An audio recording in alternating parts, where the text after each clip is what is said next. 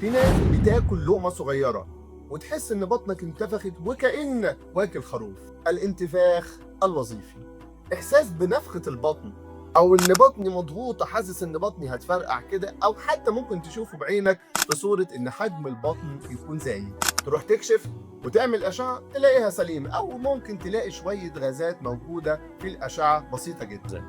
الانتفاخ الوظيفي مشكلة مش عضوية ولكن مشكلة وظيفية. في نظرية بتقول إن ديت حساسية في الأمعاء، زي ما شرحناها في فيديو قبل كده، إن الأمعاء بتشعر بأي كمية موجودة من الغازات. أو في ناس بتقول نظرية تانية إن ده ارتخاء في العضلات اللي موجودة في البطن، فبتحس إن بطنك منفوخة أو بتحس إن في شدة كأن الواحد لابس قميص ضيق.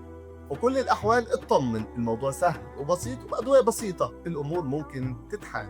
يوم صحة وعافية عليكم، دمتم سالمين.